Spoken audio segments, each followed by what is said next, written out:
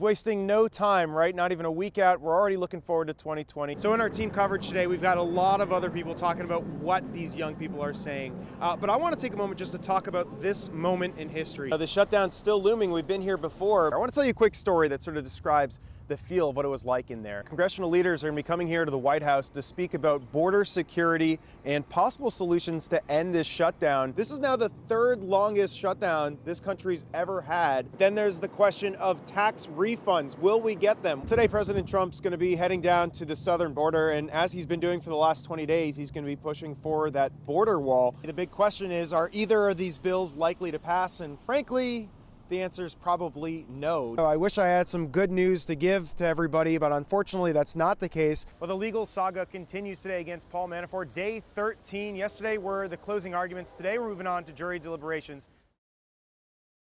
If you're like most people, you're probably sick of hearing about this shutdown. After all, 2 weeks is a long time. But when was the first shutdown? It turns out that was in 1976, when Gerald Ford was president. Now, this was the first year there could be a shutdown because Congress adopted a new budgeting process.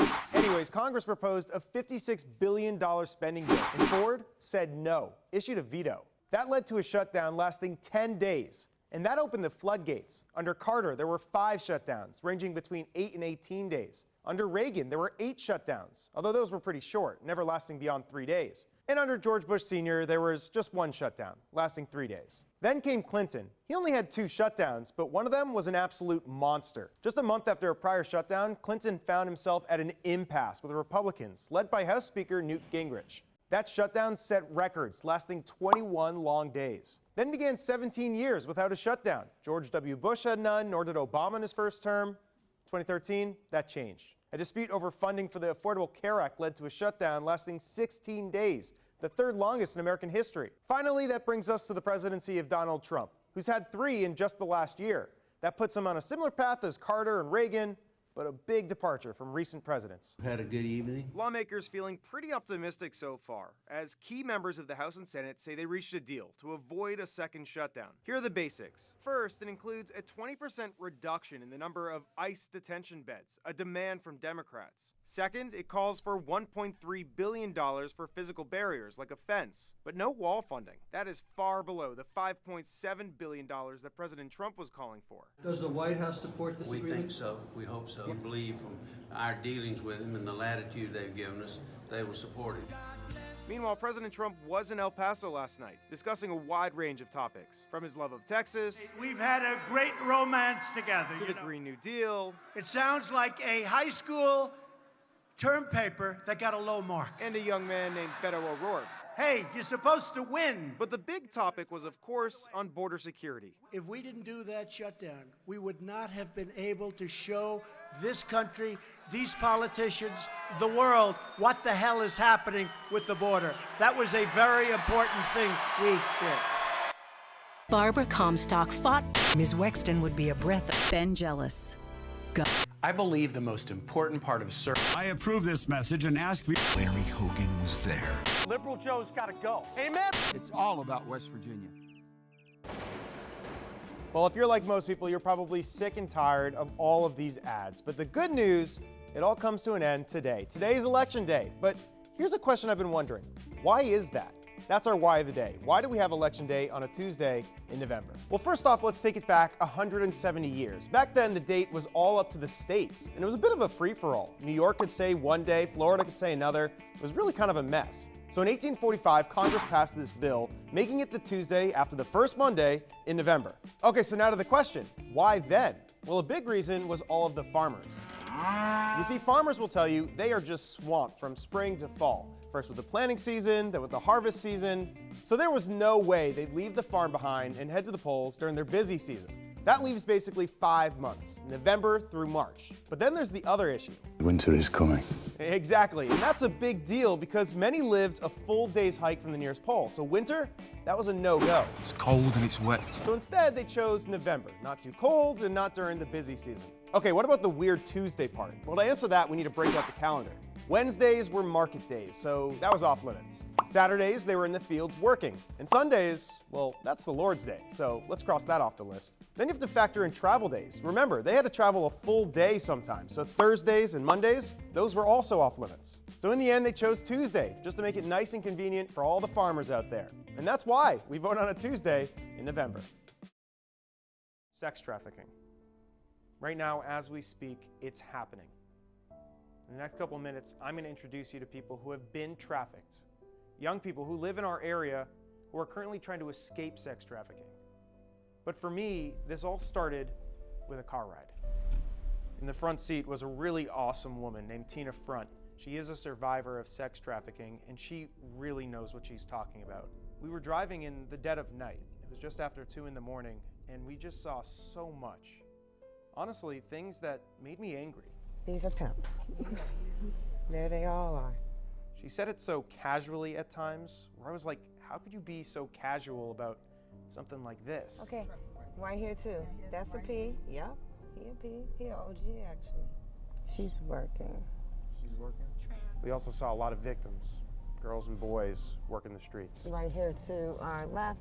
So, trans, young. Yes, yes, she's working. What got me was that this was downtown.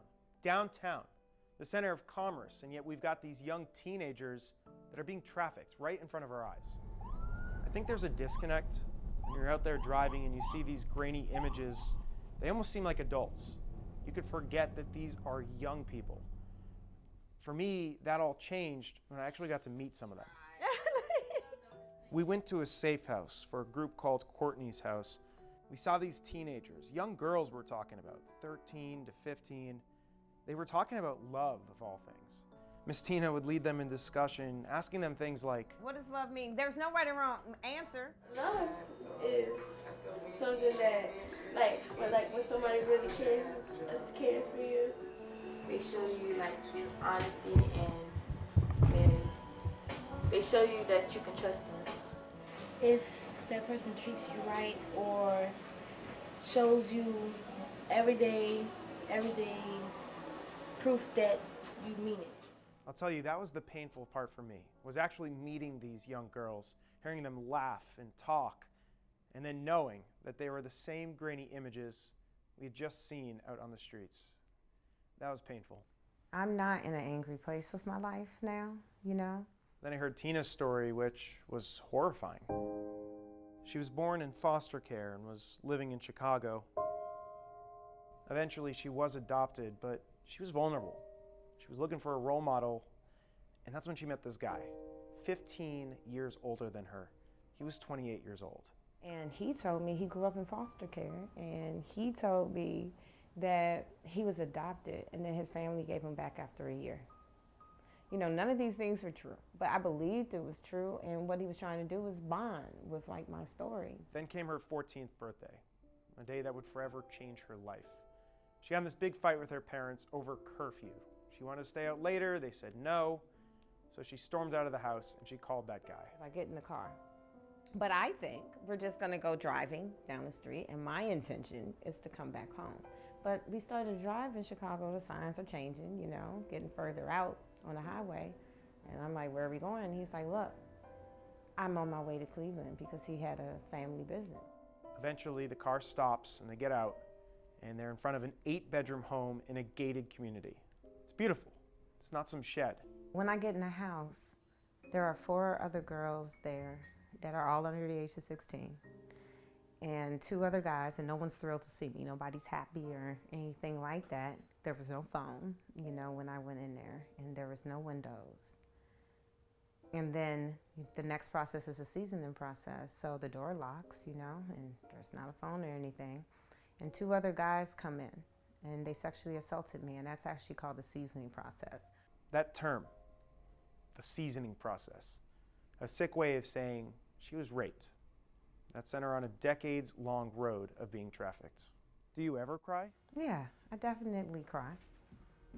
You know, I think that everybody works on their things, and growing up, I was never really good at showing emotion in front of people, you know, definitely.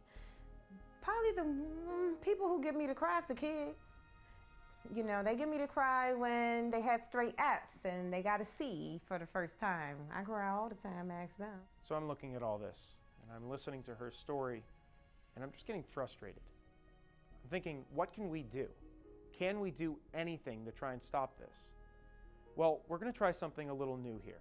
Miss Tina's agreed to create a number of videos for specific audiences. One for young people, one for parents, one for community members.